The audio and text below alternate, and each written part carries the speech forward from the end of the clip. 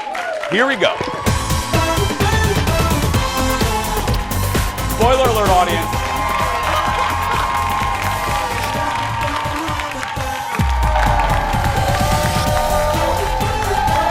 Hi, everybody. Hello. Hello. Hi, everybody. There's Monday. Hello, everybody. Hello, Invergrove Heights. Hello, La Crosse. Coon Rapids. St. Louis Park. Eden Prairie. South St. Paul. Hello, good morning, everybody. Welcome to the show. Have a seat. New week. Let's get started. Brand new week. Thank you. Okay. Again, I always show my gratitude because here's the deal. When we started the show, I've said this a few times, a little behind the scenes fun fact. When we started the show 5 years ago, and I understand it, the bosses were a little apprehensive to do a studio audience every day, and I get it. Fox had never done anything like this before. The bosses were like, well, shouldn't we do it? And it took a lot. We didn't have the systems in place, but we do it because we knew it would change the whole energy of the show, and we knew every single day we could count on people like this to show up, and make our show that much better.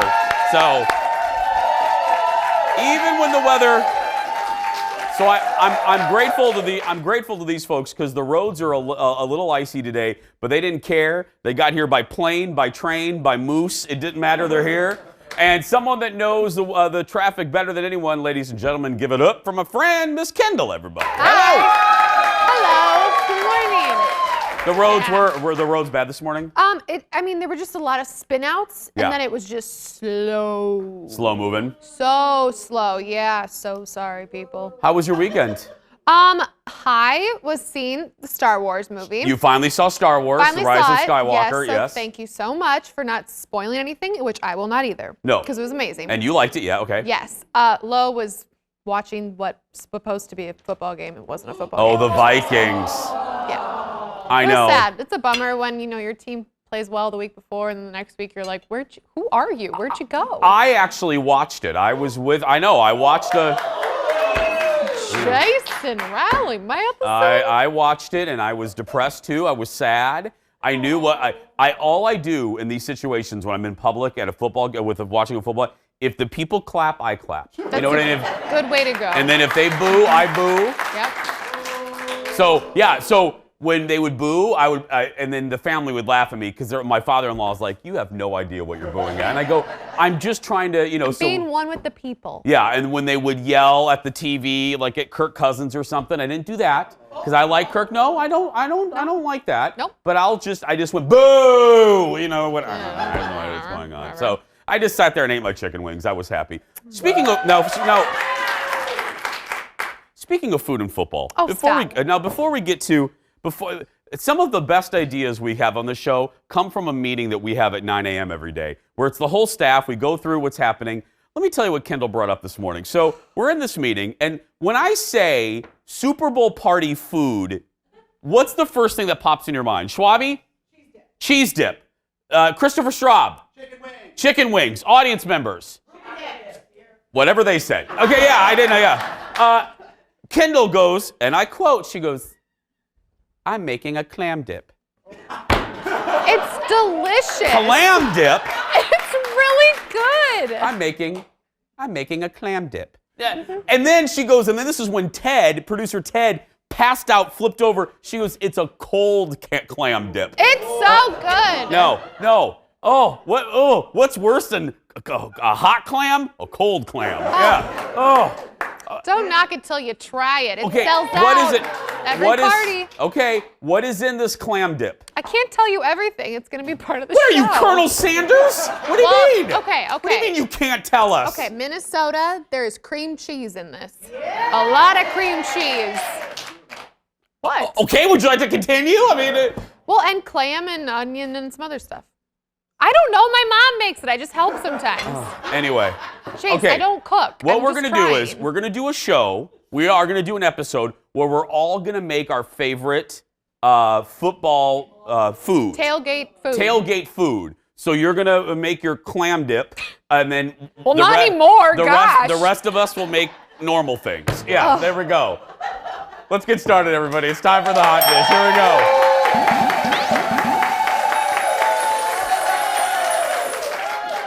go. Ooh, there are clams in that. Anyway, no.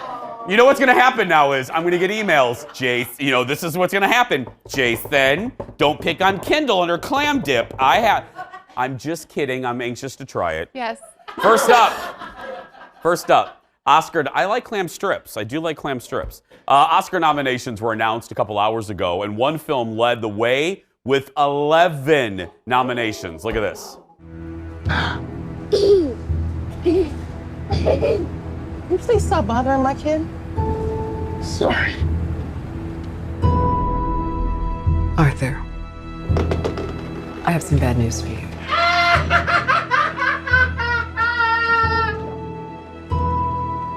This is the last time we'll be meeting. You don't listen, do you? You just ask the same questions every week. How's your job? Are you having any negative thoughts? All I have are negative thoughts. Joker. Yep, Joker. 11 nods, including Best Actor for Joaquin, Best Director for Todd Phillips, and Best Picture. A lot of folks, a lot of critics, they love the movie, but they're not happy that this is leading. So I don't know. Here's how I felt. I said on the show, I think he's tremendous. I think the movie's tremendous. It is one of maybe 4 movies that I never, ever, ever, ever, ever, ever, ever want to see again in my life. Ever. Ever. Oh, I was depressed for days. It's dire, it's dark, it's dismal. You want to watch Bambi afterwards up until a certain point. You know what I mean? Yeah. But he's remarkable. Now, also among those getting the most nominations, The Irishman picked up 10 nominations, including Al Pacino and Joe Pesci for Best Supporting Actor, Martin Scorsese for Best Director, and it also scored Best Picture nod. Once Upon a Time in Hollywood also got 10 nominations. Antonio Banderas among the surprises. He got nominated for Best Actor for Pain and Glory. Now, among those, let's talk about the snubs, and then we'll dish here. Among those that got snubbed, J-Lo did not get nominated for her role in Hustlers. A lot of people thought she would. Taron Egerton didn't get nominated for Rocket Man, even though he won the Golden Globe for Best Actor, and Robert De Niro for The Irishman. I would add to that list too. I was surprised Eddie Murphy did not get nominated. He had equal buzz to J-Lo. People thought this could be Eddie's year, another Eddie's year. He was supposed to get it for Dreamgirls. But anyway, he did not get nominated. Anything surprise you in this? I think the biggest thing is the Joker, because I agree with you. I mean, I have no interest in seeing the movie. I think that it's probably a great piece of cinema, but I don't want to be depressed. No, and then don't watch it, because this will. And also, again, no female directors in the directing category. And did you know there's only been 5 women that have ever been nominated for Best Director. 5. And only one woman? One for The Hurt Locker, yeah. But that's come on. In the history of the Academy, 92 years, we can do better than that. We can do better than that, yeah. I don't like that. Disappointing. And J-Lo, that would have been so fun. J-Lo would have been fun, I know. Next in the dish, speaking of award shows, a week after the Golden Globes were held, the hosts for next year's show are already locked in. This is good news. Amy Poehler and Tina Fey will return to host the 2021 Golden Globes.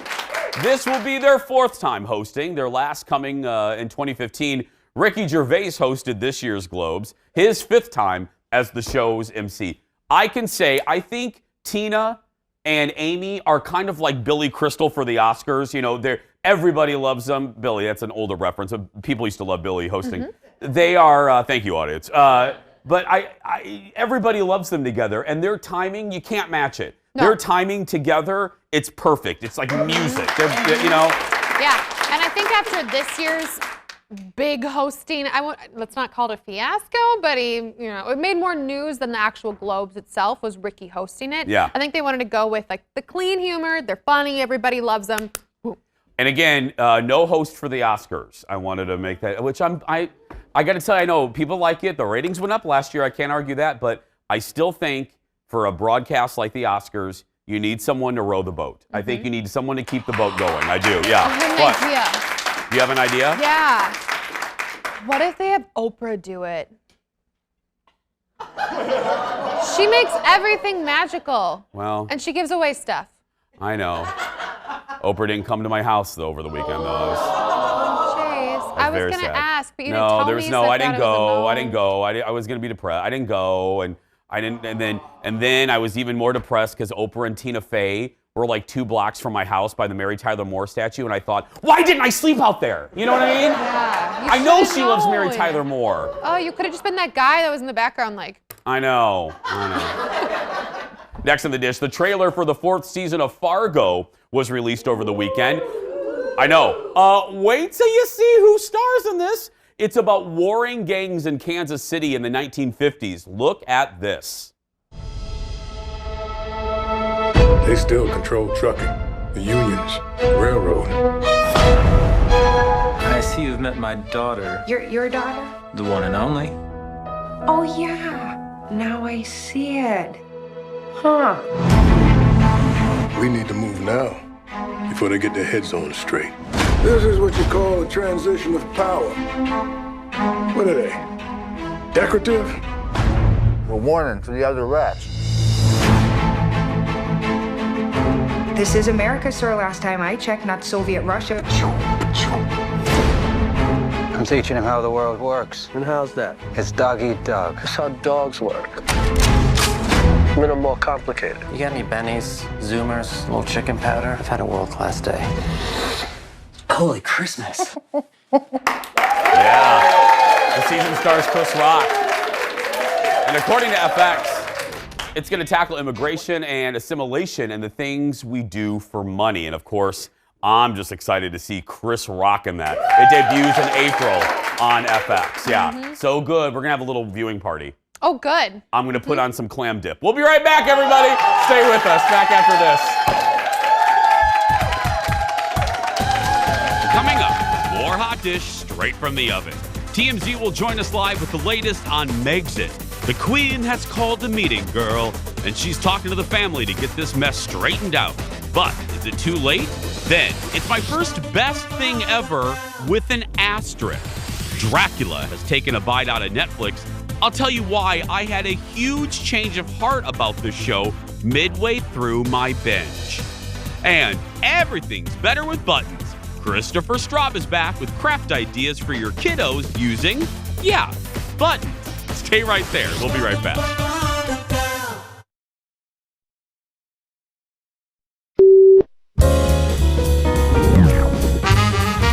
And people weren't sure what to make of it, and this caused headlines, a lot of headlines.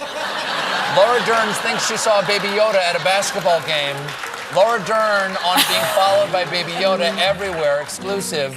What is going on with Laura Dern and Baby Yoda in EW investigation? And finally, Laura Dern says she saw Baby Yoda at a basketball game, and I believe her. There can be a frenzy when people are friends or have some kind of relationship, and people want to wonder, you know? And Right, project he's a their star, own you're a opinions. star, and you've been seen together at basketball games. You know. Is there And I chances mean, as anything? well, I mean, he's, as a baby, he's a 50-year-old baby. So, I mean, it's not inappropriate. It's a perfect. Sure. you know. Sure. No one's going to accuse you of robbing the cradle. No, and I said to my friends, the next man I'm going to be with, I want him to be incredibly wise, great sense of humor. I don't mind being the taller one, you know. I mean, all good attributes in a partner. That's one of our favorites. I love her. Laura Dern on with Colbert Friday. And I love Laura's mom. Can we give credit to the Diane Lane? I mean, what of a legend. Yo, you didn't know that? I didn't Diane know that. Ladd, not Diane Lane. Diane Ladd, not Lane. Yeah, Diane Ladd. Oh, I definitely thought Diane Lane. No, and I was Diane like, Ladd. Yeah, she was. Also cool. She was in. Little fun fact. She was in Alice Doesn't Live Here Anymore, which was then turned into a TV show called Alice, to which, listen to this, weird showbiz, Diane Ladd went on to be in the TV show Alice. She replaced Flo. Kendall's head just exploded. Anyway, on Mondays we get a special serving of hot dish all the way from Hollywood. Ladies and gentlemen, from TMZ, give it up for Fabian, everybody. Hi, Fabian. Hey guys, how's it going? Good. Okay, Fabian, we're counting on you to catch us up with Megxit. All sorts of drama with the Royals, but we're learning Harry made good on his use of his meeting with Disney chief Bob Iger. What happened? So that's right. So this story came out over the weekend in the fallout of their big announcement last week. So in July, during the Lion King premiere in London, Harry and Meghan went to that. And on the red carpet, this video surfaced where you see Harry talking to Bob Iger, again, the chief of Disney, telling him, hey, you know Meghan, my wife, does voiceovers? And Bob's like, oh, really? That's crazy. And basically, Harry says, look, Meghan's really interested. There's some kind of mumbling. But basically, long story short, Meghan did that voiceover work for Disney. A report came out this weekend saying the work is completed. It was for a big donation to this animal charity called Elephants Without Borders. So she didn't pocket any money for it. But basically, this shows that they were angling to step away from royal life and their royal duties early and often, as early as this past summer. And, you know, the Queen, on Monday, she's holding the summit to talk to Harry, William, and Charles to kind of hash out how this is going to play out in the future. But just a lot of drama across the pond there. Fabian, please tell me you have a camera in that room. I'm just joking. Yeah, we have cameras here. Perfect. No. In the palace with the meeting, I was making a joke that tragically failed. It's all right. I'm sorry. It's all right. I don't have that. Justin Bieber's ex and wife were at the same restaurant over the weekend. How did that go? Yeah, so Selena just came out with this new album over the weekend, and she was at this restaurant in West Hollywood called Craig's celebrating her album release. Conveniently, Justin's wife, Hailey Bieber, was there too with her friend Madison Beer. Selena left first, and then an hour later, Hailey and Madison and a bunch of their girlfriends left as well. A lot of people speculated that Hailey and her friends kind of were trying to rain on her parade and kind of trying to ruin her good time. And a lot of people actually accused Madison of kind of orchestrating it. Madison went online on social media and just rebuffed that completely and said, no, this was just a coincidence. There's no bad blood here. I would never try to upset Selena. And then Selena herself chimed in online and said, and she basically backed Madison and said, yeah, there's no issue here. People are making this out to be, it's much ado about nothing, basically. But that said, her whole album, a lot of people say it's talking about getting over Justin Bieber, so you can understand why people were raising eyebrows about this. I'm raising eyebrows. Was she holding a toaster in that video? She was. It's a toaster. Did she do a Target run before she went? There's no clear answer as to why, but yeah, something was happening there. Fabian, you should get an Emmy Award for reading that entire story with a straight face and not even that is fantastic. It's nonsense. It's complete nonsense. But we got to talk about it seriously here. Seriously, yeah. Okay. Finally, Kanye West has said he wants to run for president, and now another celeb wants to get into politics. Who? Yeah, so Cardi B has actually voiced her interest in getting into politics in some way, shape, or form. Now, this is not coming out of left field. She's actually been very vocal about politics over the past year or two. I don't know if you guys saw this, but she sat down with Bernie Sanders and actually did this really thoughtful interview with him. And she's actually pretty knowledgeable about issues, education, Social Security, and she's very much so about that cause. So she tweeted over the weekend, I think I want to get into politics. I love government, but I don't agree with government.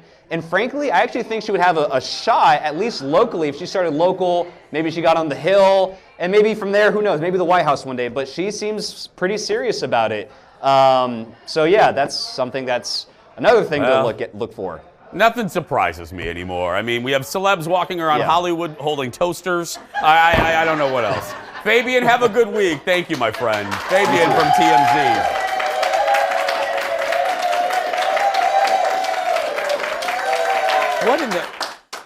What in the wide world of, what was that? There was toast in it, too. There was toast in the toaster? Yeah, there was food in it. At first I was like, is this some new purse thing? But no, it was a straight up bagel and toaster. Well, And I got to tell you, behind the scenes, I'm concentrating on talking to Fabian, and I see executive producer Jeff getting closer and closer to the monitor, like going, pointing to her, and I thought, what is going on? I can't see it from the monitor, and there she is, holding a toaster. Why is she holding a toaster? We toasted it! Yeah. Okay, well. Next in the dish, CBS has announced plans for another series for its streaming platform. The series will be a spin-off of an iconic movie from the 90s. Which one? This one. Good morning.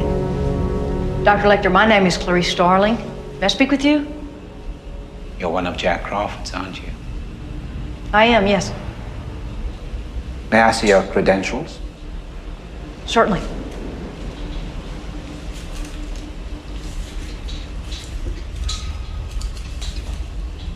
Closer, please.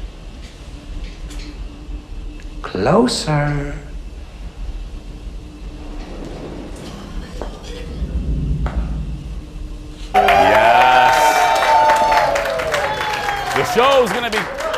The show's gonna be called Clarice, and it's gonna take place 1 year after the events in Silence of the Lambs, and it's gonna follow the personal story of FBI agent Clarice Starling as she returns to pursue serial murderers and sexual predators. Now, a lot of the film won a ton of Oscars. It kind of ran the board. It won 4 in '91, I believe. Jodie Foster played Clarice in the movie. No word on who's going to play her in the series. I love this because there was a show on NBC called Hannibal that followed the character of Hannibal that was underrated. I loved it. I'm sad that it went off when it did.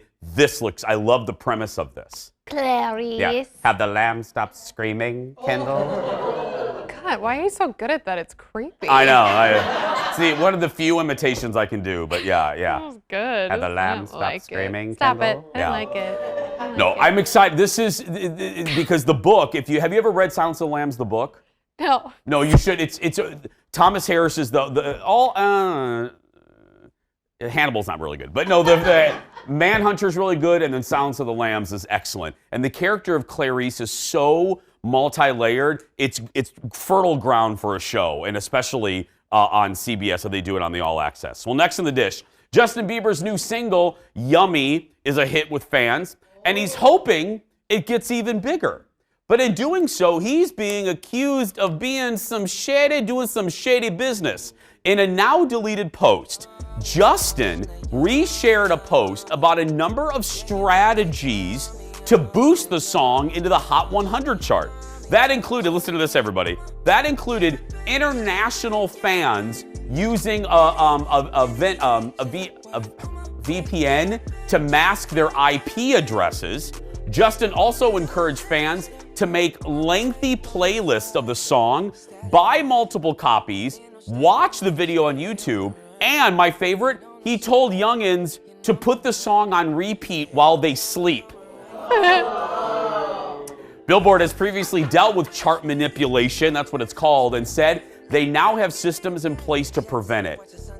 Look, I have stayed away from busting on Justin for a while because he's been very open. Justin. Well, I know I'm saying because he's been very open about mental health issues, and you don't hit somebody when they're down. However, this is business. This is taking them to task on business. That's tacky because even if you get a #1 album, it's a hollow victory. It's not really a #1. You're asking 12-year-old Tina in Coon Rapids to put your song on repeat while she slumbers. I mean, that's tacky. I mean, there's a few things wrong with that statement. One, I don't know a lot of 12-year-olds named Tina. Okay. 2, if they're putting it on repeat for Justin, well, they probably do that anyways. And 3, when are we going to talk about the toaster on your desk? Right now, because my toaster and I are going to take a break, and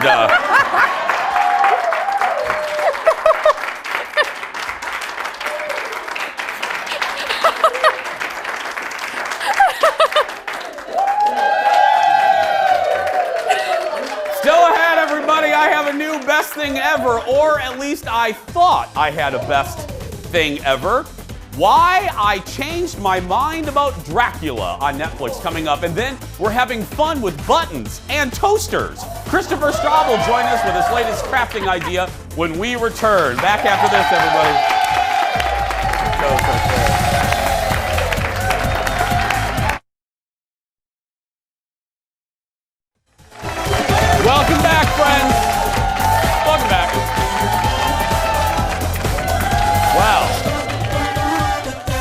Well, before I get to my best thing ever, again, hashtag love that the show is live. Within the last half hour, we have learned some breaking entertainment news. Abby Huntsman just announced on The View that she is leaving the show after 2 years to focus. Yeah, she's going to lead her father's campaign for governor. This is the latest move over there on The View. Do not turn the channel. The announcement. The announcement's already happened, so you don't need to go over there. Right now, they're just screaming at each other. Keep it here.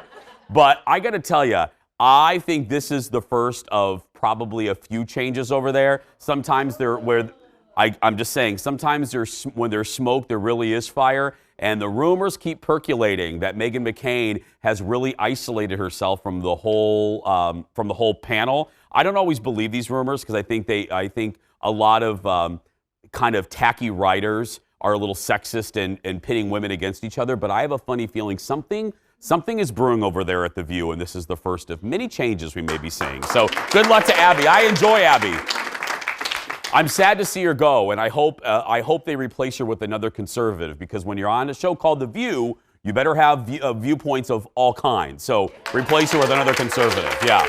Well, you know me. When I love something, I have to tell everybody about it until they either buy it or use it or watch it. And today, it's my latest TV obsession, so it's time for another Best Thing Ever, everybody. Now,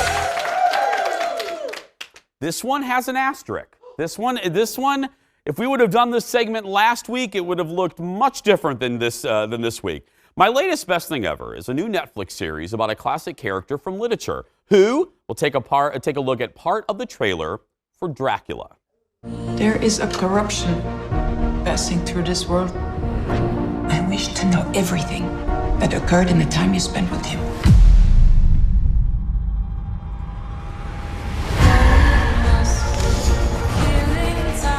He is a monster. He is the devil himself. I could be wrong, but I think you were having a nightmare. So, this latest version of Dracula is based on the original novel by Bram Stoker, and it follows the origins of Count Dracula and his evil ways as he sets forth to England. The 3-part series was created by, you probably saw it there in the trailer, the same team behind the hit Sherlock. This is a joint venture between the BBC and Netflix. This is a 3-part series. I know for America, it's weird. There's only 3 episodes. But each episode, kind of like Sherlock, they're a little longer. They're about an hour and a half. So there's only 3 episodes this season. Each are an hour and a half. When I watched the first episode, I came into the show the next day. I came into the show and I told our executive producer, I want to talk about this. Because Dracula, episode 1, was scary. It was frightening. It was surprising. It put a modern twist without being too hokey. It put a modern spin on a classic character.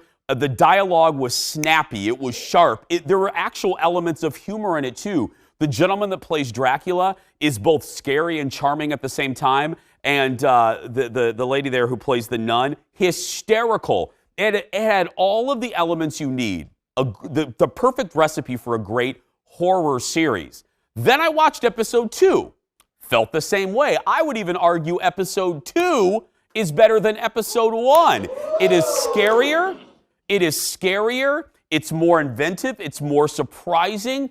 It's a little more bloody. You don't see things coming. And then, ladies and gentlemen, I'm not spoiling anything. You get done with episode 2 and you're like, oh, I can't wait for the final episode. What's going to happen? All I will say is this, and everybody, I've heard from you on social media, if you've watched it, you all had the same reaction. Something happens in the closing minutes of episode 2 that obviously sets up episode 3 that is so out of left field that you go like this, Scooby? I mean, you're like, what just happened? What are we doing? What is episode 3 going to be like? Episode 3 in tone, in language, is just so different from 1 and 2. It's like 2 different series. So my recommendation is this. 1 and 2 are so good, I don't want you to miss it. You do not have to watch 3. I realize this. You don't have to watch. email me and I'll just tell you one line that you need to know about 3. Let me save you an hour and a half of your life. That's how bad episode 3 is. I'm not joking. 1 and 2 are great, and that's really all you need. I will tell you what happens in episode 3. You don't even really need to know what happens in episode 3. But Dracula, I'm recommending it with an asterisk. With an asterisk, yeah. Go watch it if you like. But I'll tell you, if you don't like gore or you don't like the genre, this won't be for you. But if you do, it is so well made until episode 3. Sorry, I was really bummed. I wanted to recommend the whole thing, but I can't. That is my latest best thing ever, everybody. I'm just thinking about it now. Let me give you it would be like right now on our show, you've been watching a half hour of our show, and all of a sudden, it would be like we came back from the commercial break, and I'm dressed as a soldier. And I never explained it. That's how jarring. Anyway, still ahead. It's game time, everybody, in honor of the Oscars. We'll play that when we return. Back in a moment. Why is Jason dressed up like a soldier?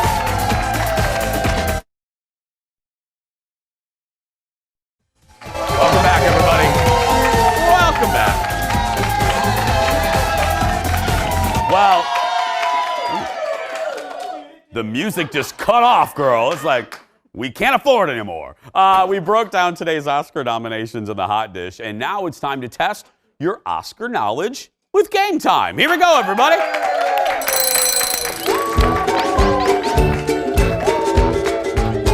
Love that song. Today's game is called Oscar, No Oscar. I'm going to give you the name of a famous actor, and you must guess if they've won an Oscar or not. And this is a little tricky. There are some surprises in this list. The player with the most correct answers wins. Playing today to my left, and she is thrilled to be playing this game. Ladies and gentlemen, it's Roxanne, everybody. That's right. And she's thrilled too. It's Tracy. Okay. Hands above buzzers. Now, director Leo is going to put the picture of the actor in our giant jumbo screen right there. And the minute you think you know, go ahead and buzz in. Director Leo, we're ready. Picture number 1.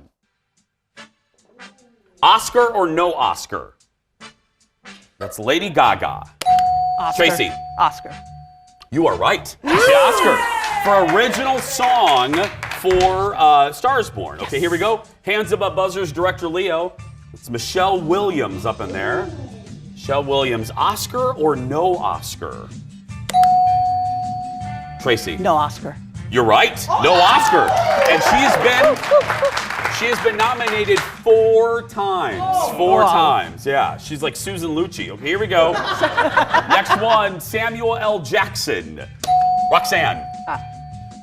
No. No, I know. And he deserves one. Right? Yeah, only 1 nomination, too, for Sam. That's not good. Okay, here we go. Director Leo, next one. Nicolas Cage.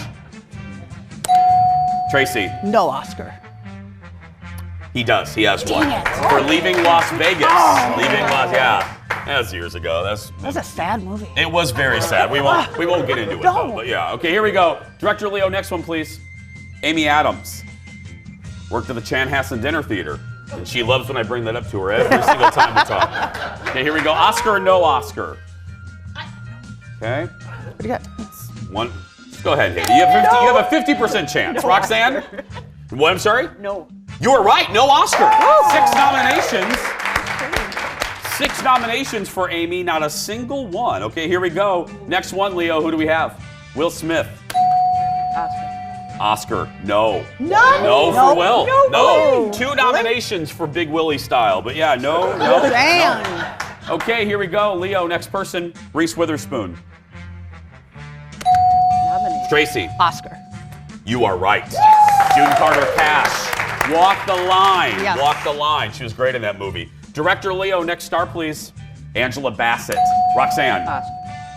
No. No. I know. See, I have everybody that I want to win, she should have won for What's Love Got to Do with It when she was Tina Turner. That it's an outrage. But yeah, she won nomination. Roxanne, Tracy, hands above buzzers. Leo, next star, please. Brad Pitt. Roxanne. Yes. Oscar. You are right. Yes, he does. as producer for 12 Years a Slave. Producer. But hey, you still got a point. You still got a point. Doesn't matter. Okay, one more. Here we go. Glenn Close. Tracy. Yes. Shockingly, no. Whoa. And she has 7 nominations. That is a national outrage. There we go. Completely. But congratulations. Right. They're both winners. They're both going home with the Jason Show mug. And listen to this. Because the audience drove here in sleet and snow, everybody in the audience is getting a mug today. That's right. Thank you. Also, because of the slick conditions, guess what? Our new intern Kenny's driving everyone home today. That's right. Still ahead. We're crafting with buttons. Christopher Straub's going to join us when we return. Back after this, everybody. Thank you, sweetheart. Thank you.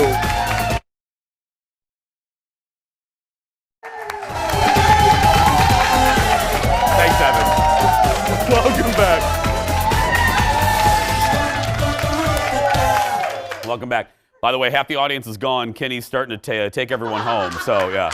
Our next guest is a wizard when it comes to crafting projects with kids. And today, he's going to show us what you can do with some glue guns and buttons. Ladies and gentlemen, give it up for former Project Runway contestant and a toast eater. Ladies and gentlemen, Christopher Straub, everybody. I don't own a toaster. No. So, listen to this, audience. Christopher doesn't own a toaster. No. Selena Gomez can give you one. Yeah. I'll glue some buttons to it. I don't own a toaster. I haven't in years. I don't even know the last time I bought bread, like a loaf of bread. Are you? Oh, okay. Anyway, so buttons. So the Wizard of Buttons. Okay, so Can I ask you, why buttons? Well, by show of applause, who in the audience has a bucket of buttons at home from their grandma, from their mother, from their aunties? It just keeps getting passed down and They're passed lying. down. They're not. No, They're just not. Everyone does. You do? Everyone does. What? Everyone. This is a real thing. Pitchers, jars, coffee cans. Everyone, please. Stand by. Hold on. Kenny, do you have one? No. Oh.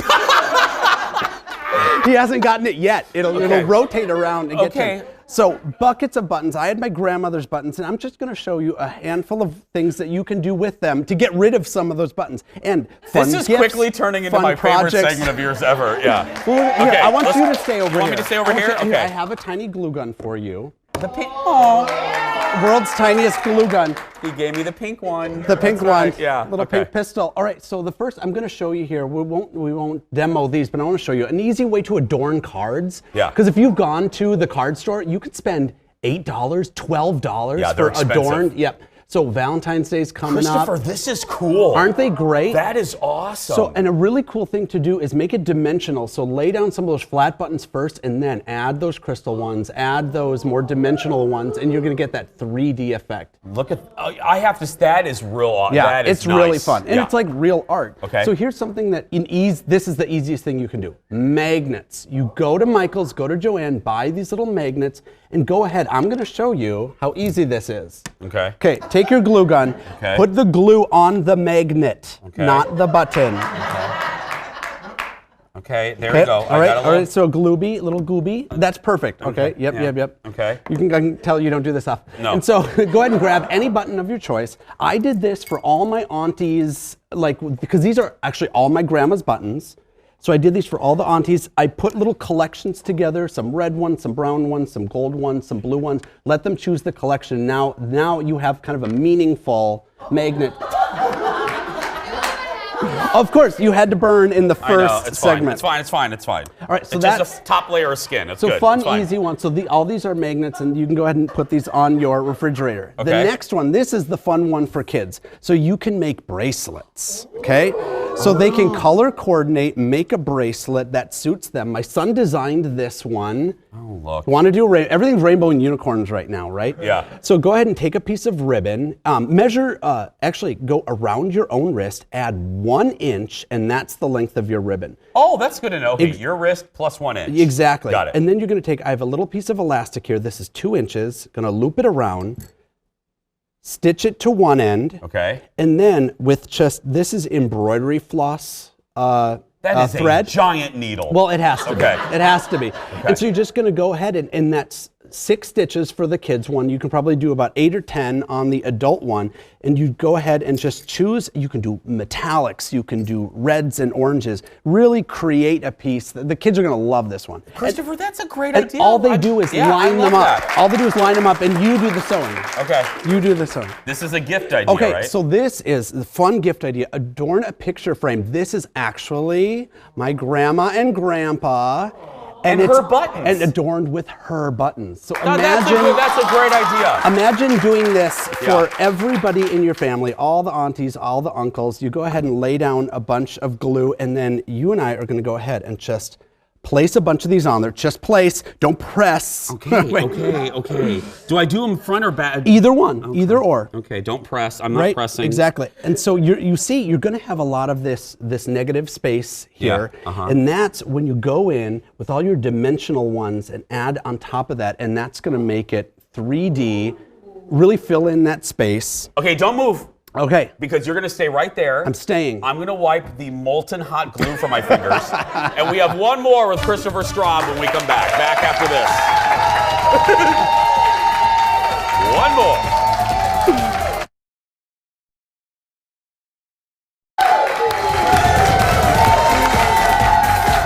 Welcome back, everybody. Christopher Straub. A few more minutes with Christopher Straub, all about buttons. What do we have next? Buttons. So the last thing I want to show you is this is great for home decor. This is great even as a wedding favor. Okay, I went to the dollar store, got these little pots, these little clay pots. Yeah. Go ahead and adorn them with all of those pearl head ones, and that you're going to have a lot of like white and pearl ones.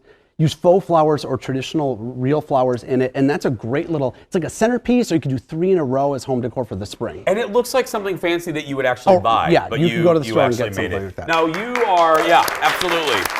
Now, I noticed one of your characters over here, but this is for a great cause. What you doing? Okay, for? so I was really sort of emotionally affected by all the wildfires that are happening in Australia. Yeah, I can't. And it occurred to me, wait a second, I have an Australian-themed book with all the critters in it. So right now, if you go to my website, ChristopherStraub.com, you get a plush platypus, the softcover book with an original illustration in it just for this cause. 100% of the proceeds go towards the wildfire relief in Australia. So not only to help the animals, to the effect the people displaced, to affect the first responders, everyone involved. It's a really great opportunity for me to give back, for you to help me give back, and then you get this. And it's $26 at ChristopherStraub.com, and we're shipping today. Boom, boom, boom. Getting them out. $26. We can do that. People always ask, what can I do? This is a tangible thing to do. Exactly. It's sort of you get something and you're giving back. You get a little critter there. Give it up for Christopher, everybody, to buy his Australian Relief Bundle. Head to ChristopherStraub.com, and again, 100% of proceeds go to charities benefiting Australian wildlife relief charities. And be sure to follow him on social media. Just search for Schmistifer. We will be right back after this. That's great.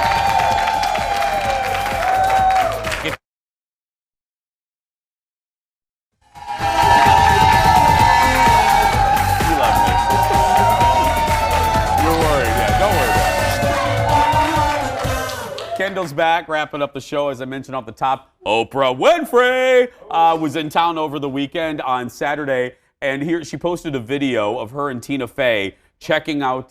It's the Siri. Oh, listen, yeah. It's Oprah checking the temperature of St. Paul. Well, here's Oprah and Tina Fey at the Mary Tyler Moore, because Oprah loves Mary. I was like 2 blocks away when she was there. I was bummed.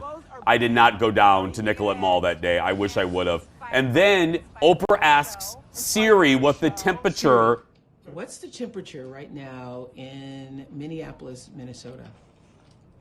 It's -2 degrees outside. Did you say?